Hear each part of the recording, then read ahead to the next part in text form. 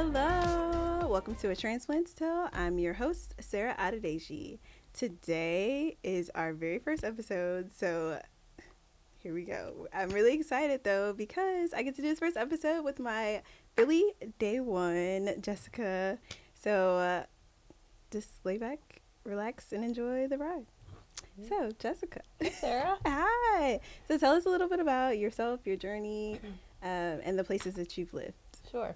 I also want to tell everybody that I have a speech impediment, so it's going to take me a minute, and it's okay. It's all going to be fine.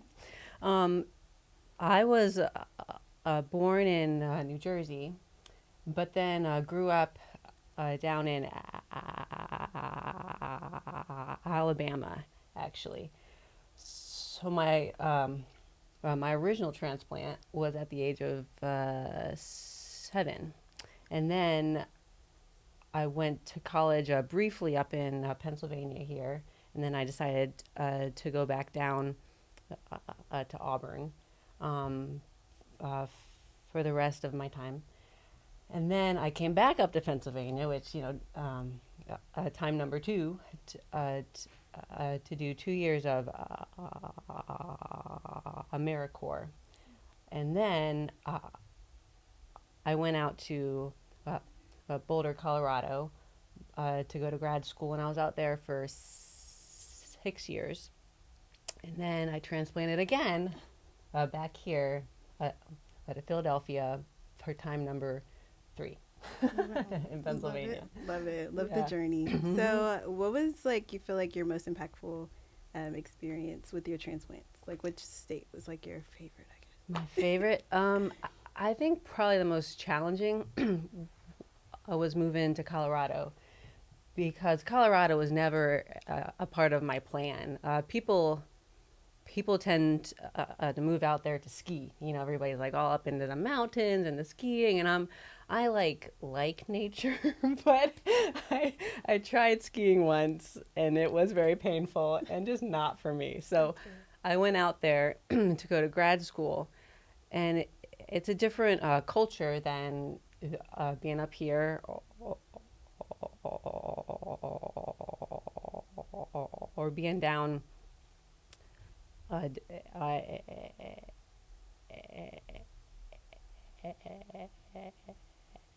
in Alabama.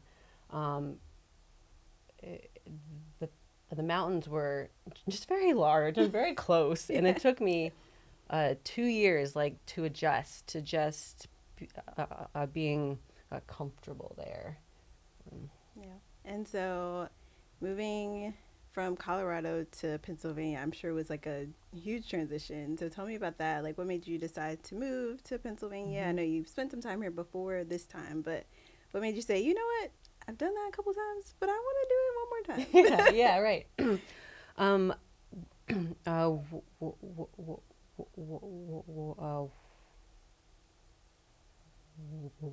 Once I had graduated grad school, I considered coming back east, but I don't know, it just wasn't time. You know, it just wasn't a time yet. So I was out there for 3 more years, and I knew that I wanted to get married and have kids one day, and I knew, knew that to do that I wanted to be closer to family, and I had a boyfriend out there, a couple boyfriends over time, and I was like, you know what, I don't want to live here forever, and that was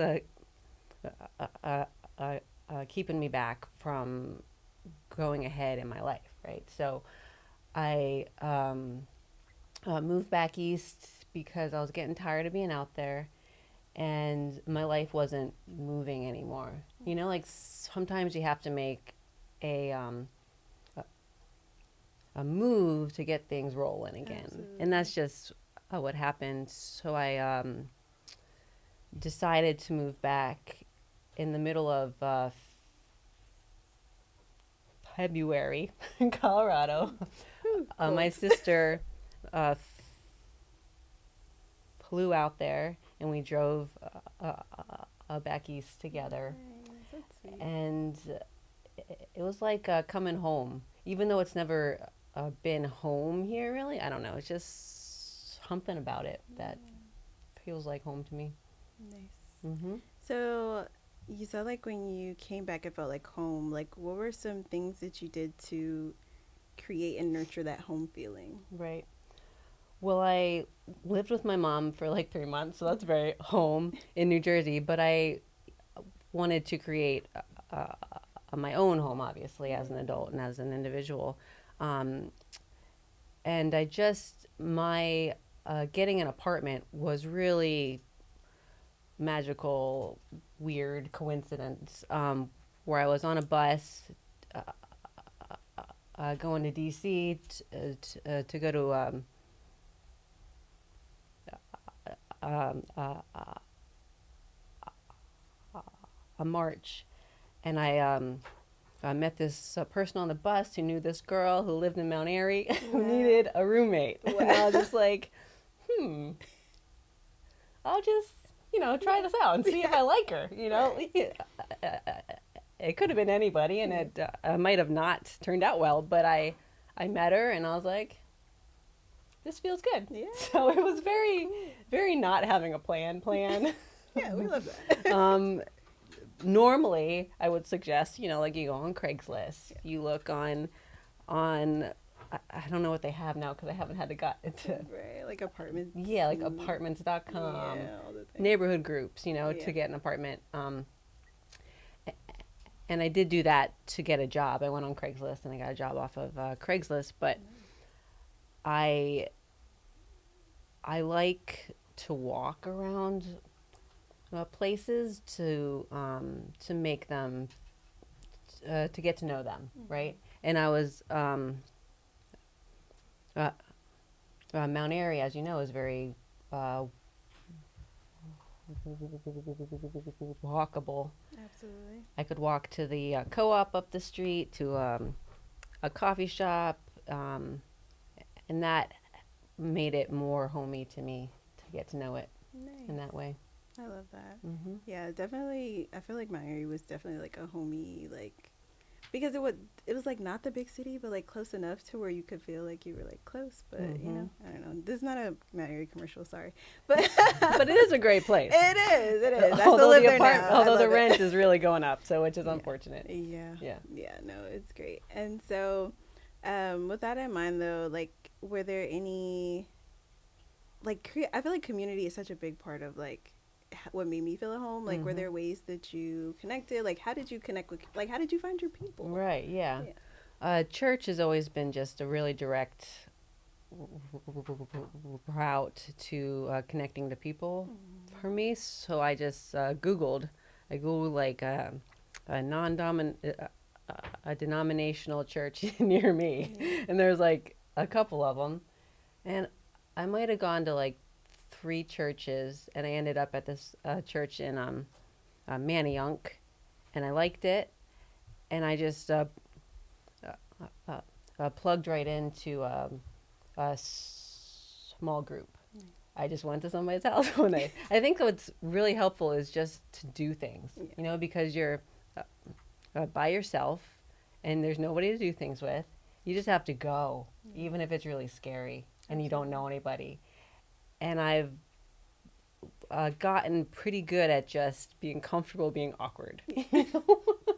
Like you go into a room, you don't know anybody, and you're awkwardly sitting in a chair, maybe talking, maybe not, Yeah. and that's okay, because I met you in that group, and I met people in my life now that have been in my life for 5 years, Yeah. and even though none of us go to that church anymore, we have all kept in touch Right. and are close. So, yeah, from transplanting multiple times in my life, I've learned just like, you know what, nobody's really judging me for being quiet and awkward and not really knowing how to start conversations. Because half the time they don't either. Yeah, because half the time they don't either. And there's always like 2 extroverts in the room who really carry it, which is really nice. Yeah. Yeah. Yeah, that's awesome. Yeah. So you mentioned earlier about like wanting to move closer to home because you wanted to get married and like settle down and find a family. So let's talk about dating as a Oh transplant. man. Like, how was that experience? And what are some tips that you have for the Oh people out there goodness. who are in that season? I feel like dating has been changing a lot over the last, 10 years, but also in the last, the pandemic years really Yeah, changed it a lot. absolutely. And I don't know if people are on the apps anymore. I don't know if they Yeah. like the apps. Uh, my friend has been on the apps and just told me, she's like, I don't think I want to be on the apps anymore because they've changed. But I've used apps because when I meet people in person, I feel like it's harder to get to that point where you're like, I like you. You like me too? Yeah. Okay, let's go on a date. Yeah. Whereas if you're on the apps, you're like, we're going to go on a date. It's just a We matter just of want to when. know if I like you and you like me too, Right. So um, I feel like I'm too old at this point to give good advice about dating, but um, in terms of just dating in general, Mm. I would say if you're on the apps, get to know each other a little bit, but then get to the point. Like we're not on the apps to talk like for 2 weeks. Right. You, you're on the apps to meet a person Yeah. in real life. So I would just do the deal breakers. Like, are you this? Do you like this? Are you into this? And if it's no, it's okay. Right. Just move on. Yeah. And I remember practicing nice ways to tell a person, you know what, I don't think this is a match. Yeah. I really enjoyed getting to know you, and I don't think this is it. And that's hard to do. Yeah. But that's how you are able to move on and to keep it going um, to meet a person that you're ultimately interested in, mutually interested in. Yeah. And did you meet that person? I did meet that person. Just FYI, I don't know if you want me to tell your business. That's But fine. she just got married in I December. just got married in December. We're so It excited. worked. Yeah. I had been on apps though. Like I was in on apps in Colorado. I remember in like February 2015, I was like, I'm gonna go on 10 dates this month, and I did because I was on the apps and it's Yeah. meeting people, and I did that. So it took a lot of time of getting to know who I am and what I want and how to tell people that. So if it's not happening right now for you, for people, it's okay. Just keep doing the work. I think a lot of people just want it to happen, but we've learned in our groups that you have to do the work Yeah. on yourself. Yeah. It helps. Well, since you brought up doing the work, like, what were some tactics that you used? Like, how did you do that work? What were some ways that you did the work? You don't have to get into On specifically myself. your personal work, but like, yeah, Hmm. what were some ways that you did the work? Like, what was Right. helpful to? What were helpful tools to you in doing the work? Yeah. Well, you and I were in a group during the pandemic talking about dating, and it was a co-ed group, and we were talking about personal growth and dating techniques and tips. And I think that just talking to other people about it and it being normal to be doing a personal growth together really helped a lot. So I got to talk about what's holding me back or what's all the mistakes I made in past relationships, and to be honest about my mistakes and what happened, and that, as Taylor Swift says, I am the problem. It's me. See, hi. um, and to have other people in the group say, "Well, yes, you are the problem, but we love you, and we're gonna help to help uh, you and everybody else to improve." Um, and then uh, I also joined a Codependence Anonymous group, which I believe that codependence is more prevalent than people actually know it is. So and it's okay. Like if you grow up as a child or whatever, and your parents had a particular type of relationship and how they related to you, like it's not unusual, but but to me it made me need my partners or my boyfriends to be things for me in order to make me feel good and all right. And I needed to do that myself. So like not being too proud to admit that you got some problems. That's real. That's hard. And then also, as our friend would say, just like have a good time. Yeah. Like yes, you're trying to find a husband or a partner, but I remember growing up just being like, I have to find a husband. I have to find a husband, and everybody was like a potential husband, Right. which is a lot of pressure, Yeah. right? Yeah. So you're just trying to get to know a person, which is hard if you have husband on the brain, but Right. that helped as well. Yeah, I love that. I love Mm-hmm. that. So, what would just be some general advice you would give to somebody who's like looking to relocate and they're just like, I don't even know where to start. Like, Mm-hmm. I need the skinny. Great. I think I would ask them, so why do you want to relocate? I I, I encourage everybody to make changes that will help you to grow and and to see more of our country or internationally. I, I know somebody who decided to move to Spain Ooh, for a year, that's nice. and and I I think I would ask yourself, so why do I want to do this? And just so that you can remind yourself when the times get hard, because it's going to get difficult. It's going to be difficult. Mm-hmm. Um, and then, there's a whole job, find a job, find an apartment. If you don't uh, uh, have to get a job immediately, it's helpful. Like if you want to relocate and you have time, like to save up um, to get you through like 3 months of just trying to adjust Right. or to enjoy your new home. Right.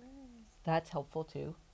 And if you don't, then that's okay too. Just I would try to find a job. I'm not the best at finding jobs, so maybe that would be something that you would have advice to people for. We'll talk about it. We'll talk about But yeah, I would job and apartment, and then neighborhood groups online. Like pretty much, my neighborhoods have always had a Facebook group or a Nextdoor app. it. Yeah. Um, so that's helpful to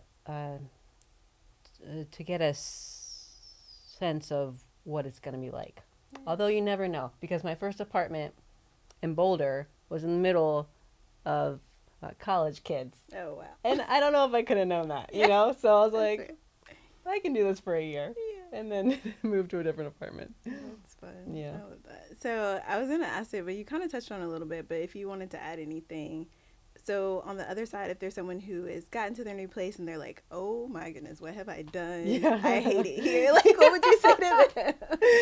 Embrace Yeah. embrace the discomfort. Yeah. I mean, if you really want to do this, just like hang in there for a little while. I was depressed like for 3 months after I moved to Philadelphia.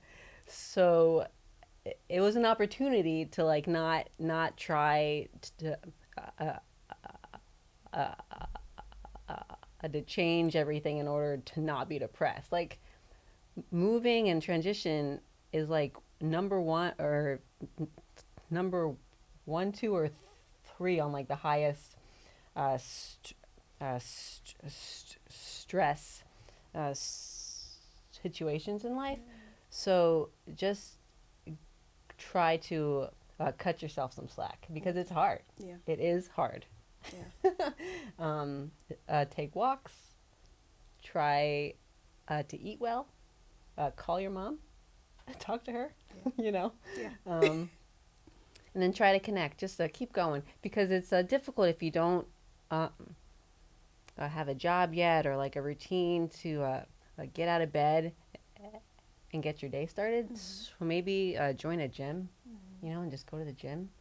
Or if you drink coffee, go to a coffee place every day. Just Yeah. like to try to make a routine and uh, to build the familiarity That's good. of your That's place really that you're living in. good. Yeah, that's Mm-hmm. good. Mm-hmm. And one that add is like adjust and like be comfortable in the space that you're in and recognize and like get yourself grounded because I went to the doctor like after I had just moved Mm-hmm. back home. This is before this one. And the doctor asked me, she was like, "Oh, have you had any like dramatic changes in your life?" And I was like, "No." And then later on, I ended up telling her, "Oh, I just moved back home and I'm unemployed." And she was like, "That sounds like a major change." Yeah. But I didn't even think Yeah. about it. I was just Yeah. like, it's just another day in life. But, just kind of settle in your skin and like realize what you've accomplished, Yeah. no matter how you feel about it. But, just understand what's really happening in your life. But no, that's really good. Yeah. So, is there anything that you would change about your journey? What part? Any Hmm. part? Um, I think I'm glad I moved around a lot. Yeah. I think that there are people who don't move at all, and there's a lot of wisdom and um, learning to grow out of that experience. But I think that moving around a lot was good for me to learn to be more tolerant to like of other cultures like in our country Mm. and um, and to challenge myself to be uncomfortable, which has really served me in life in like a lot of ways. Yeah. But something I would change, I'm trying to think. If nothing, that's fine too. Yeah, I think um, I I think one thing that I might change is that like letting myself change Mm.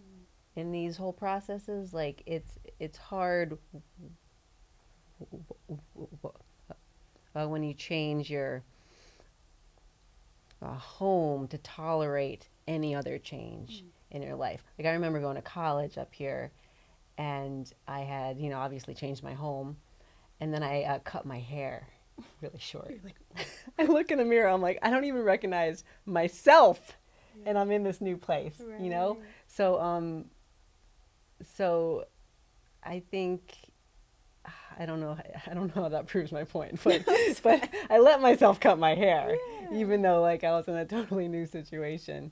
Um, it can be challenging to let yourself change as well, because it's tempting to hold on to what you know, but in my opinion, these types of moves and experiences are going to change you too. Absolutely. And you might catch yourself um, being interested in topics that you were never interested in, or music that you used to hate but now you like because you don't live in Alabama anymore, or um, or um, or like uh, perspectives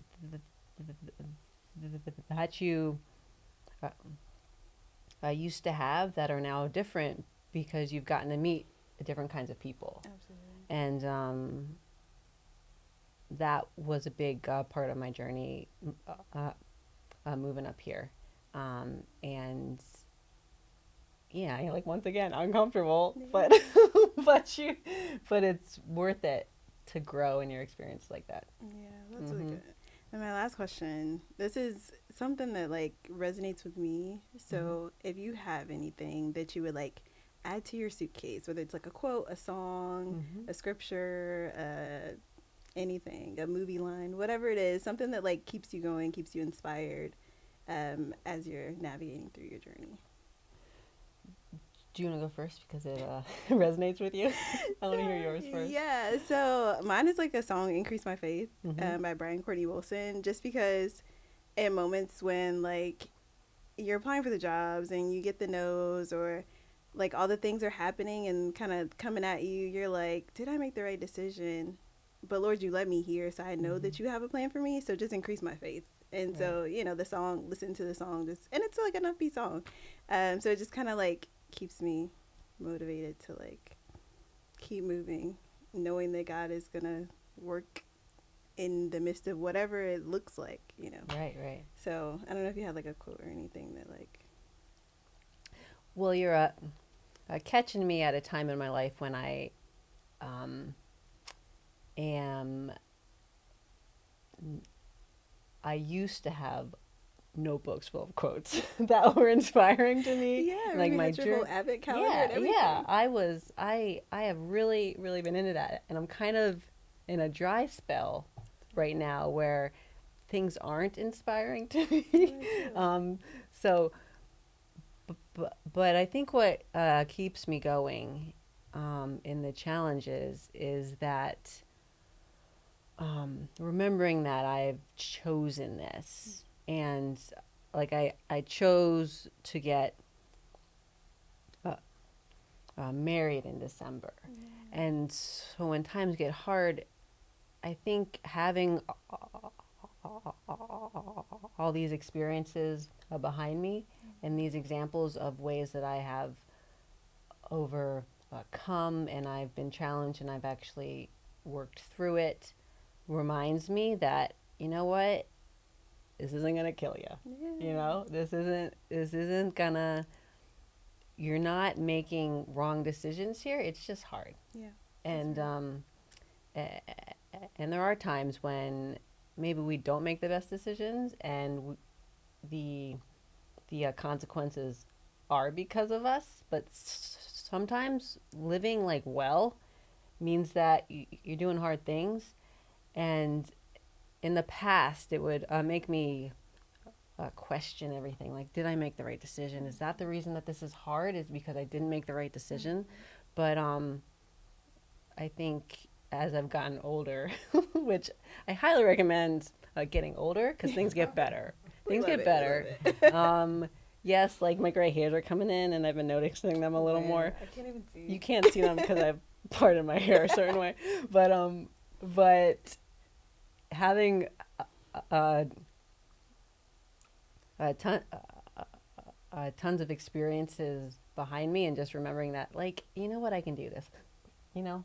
Absolutely. I love that. Well, thank Yeah. you for coming. Thank you for being Yeah. my first guest. I'm I'm so so excited, excited. so happy to be here. Thanks. Thanks. Thanks. Guys, thank you so much for watching A Transplant's Tale and being so welcoming to my guest, Jessica Sabo. We will be so glad to see you on our next episode of A Transplant's Tale. See ya.